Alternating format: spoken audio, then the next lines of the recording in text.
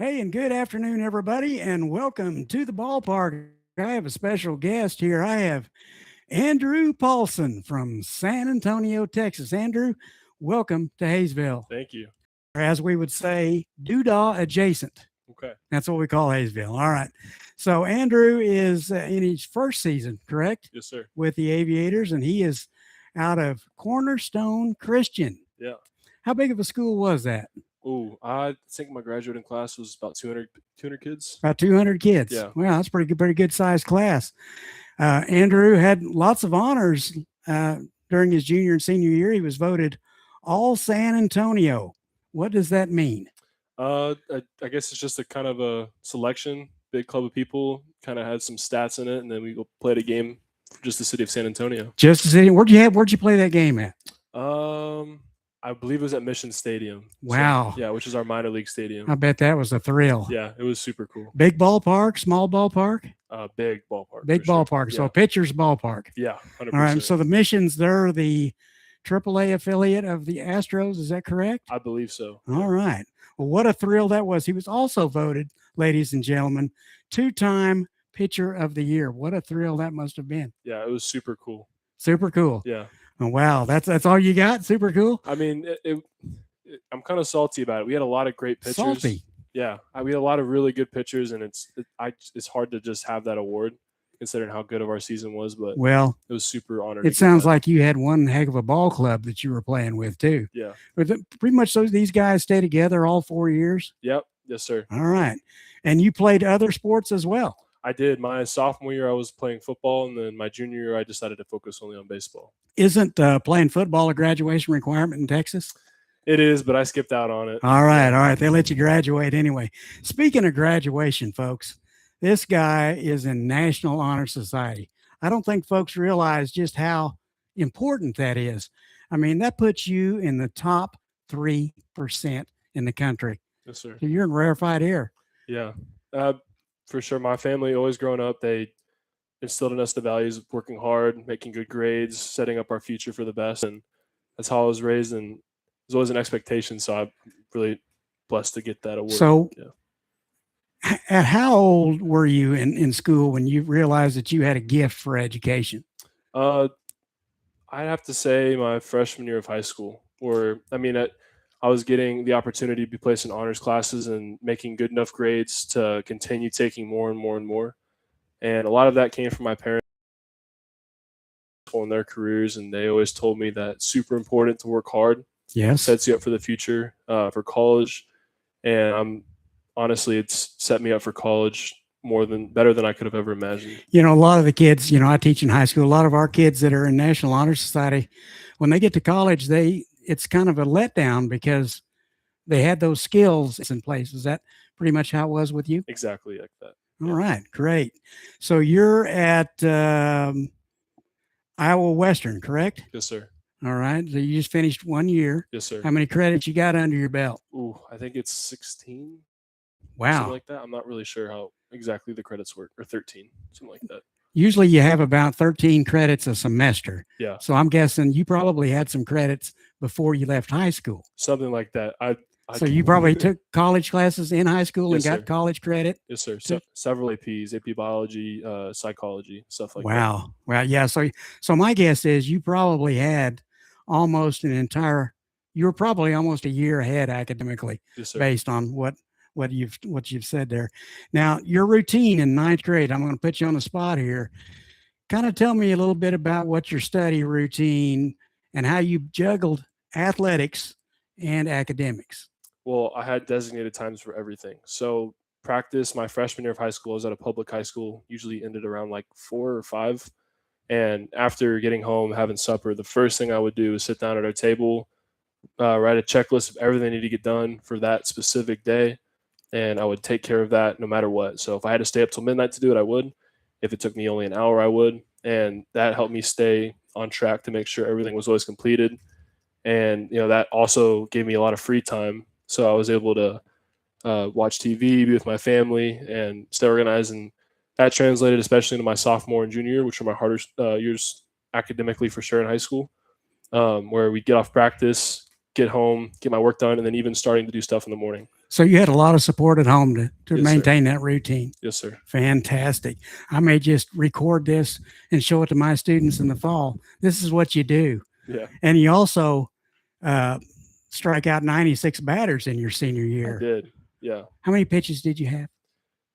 You mean total pitches? You mean you probably had, 3 or 4 go-to pitches. What were Oh, they? fastball, slider were my bread and butter. Had a really good fork ball, and then a 12-6 curveball. So how old were you when you started working on the forkball? Because that's an acquired taste. Yeah, I remember I watched the video. Kodai Senga, this pitcher for the Mets. I remember seeing him come up into the majors for the first time, and it was the coolest pitch I'd ever seen. Researched it, and this is 8th grade year. Tried to throw it, would mark balls and stuff like that to practice throwing it, and I slowly threw it freshman, sophomore, junior year, developing it by myself, and by the time I was a senior, when I struck out 96 batters, it was a weapon for me. So, a lot of big league pitchers have said that they sleep with that ball in their fingers. Yep. I don't want to get too personal, but sometimes you got to do that Yep. because you have really big hands. Yes, sir. And that really makes it work. And you opposing teams only hit less than 100. Mhm. What was your out pitch? Slider. Yes, sir. Your wipeout slider. Okay.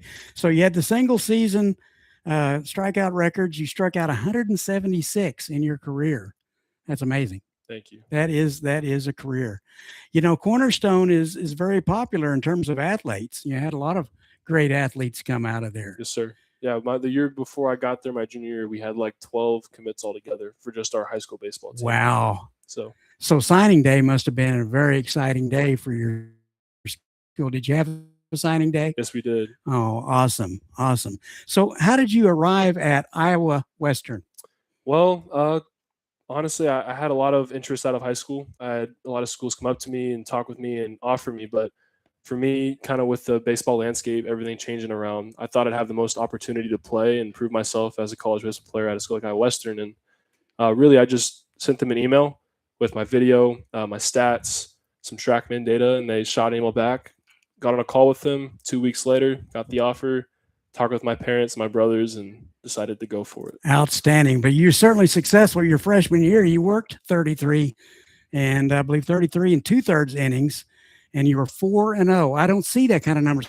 So I look up every player in the Jayhawk League. Seldom do I see a freshman with that kind of numbers with an ERA of 2.14. So same 4 pitches? Fastball slider only towards the end. Okay. And I was working in the splitter occasionally, but fastball slider was just so dominant for me. Really? So you really didn't need to go to the fork? Exactly. Yeah. Are you one of those guys that can pitch backwards? Yes, I do that all the time. I'll go slider, slider, slider, slider to win an at bat. Only fastballs, half sliders, half fastballs, changing it up, mixing it up, keep the batters on their toes, especially when you have 2 pitches like that. Oftentimes they'll guess. So working backwards, forwards, changing things up, throwing what they won't expect is like really, really helpful. So you have confidence in that pitch to throw it behind an account? 100%. Yeah. So you need to get me over fastball or get me over pitch. We might look for a slider from you. Yep. 100%. Okay. So this summer, ladies and gentlemen, this young man is 2 appearances. All right. He's already worked 6 innings. He's given up no hits, no earned runs, walked 11 and only struck out and only walked 2. So what pitches are you using this summer? So far, fastball slider. I haven't needed to go to a splitter yet, but just beating him with velo at the top of the zone, sliders below the zone, working the corners, getting ahead of him early, and my defense has been fantastic. Yeah, you got that right. You got a lot of help out there. Very big ballpark here. Have you noticed that? I have noticed it. Yeah. Biggest ballpark in the state of Kansas. Yes, sir. It's everything I could ask for. No home runs. None. Coach Flack say since the wind's blowing out, there'll be no home runs during BP today. Mm-hmm. So I wanted to ask him if I could hit today, but he wouldn't even let me hit. So when's your next outing? I believe it'll be this Saturday. Yes, that'll be against Topeka Capitals, I believe. Okay. So, sorry, there's the wife. Anyway, Topeka Capitals. You know anything about them? Know anybody on? No, sir. I don't know anyone on that team, but I might. Are they in Wichita? They are not. They are in Topeka. Okay. They're in a different Topeka. league. Sorry. So, I've started looking them up. They're pretty much kind of like. Junction City. Okay. So you can kind of look at that caliber hmm of hitter. So you'll be ready to go. Any injuries? No, sir. No nagging injuries, anything like that? No, sir. Taking any classes this summer? Yes, sir. I'm taking a composition class for my college, so I can get ahead on my credits. I'll take the rest of my hard classes this fall, and then spring season I'll be easy going basically All right. for baseball. Yeah, you want to have that spring season because you're going to be on the road a lot. Yep. And you're going to be a leader. Yes, sir. You feel comfortable in that role? Yes, sir. I'm excited to embrace it. All right. Hey, I got a personal question here. You don't have to answer if you don't want to, but I got to know this. Have you been to Buc-ee's? I have many, many, many times. And it's the best gas station in the entire United Is States. it a vacation destination? No, it's not. It is not. Okay, I'm trying to talk my wife into going to get some brisket, but I think it'd be about a 6-hour drive from here. Yeah, it's definitely worth it. Their brisket is top notch. But I mean, I've seen people come from all over the world, Japan. People come just to see Buc-ee's, and I can't say it'll be the greatest thing of all time, but Buc-ee's is seriously. How about that? top-notch. Well, it'll be a stop if we ever get within 200 miles. That's for sure. Now, one of these days, you're going to be done playing baseball. So what's after that? I've given a lot of thought to that, and I definitely like architecture or maybe law. So those are two things I'm really interested in. I haven't done a ton of research tied towards either, but I definitely like building. I like the math behind it. At the same time, I like the negotiation and the writing behind law. So you're a math guy.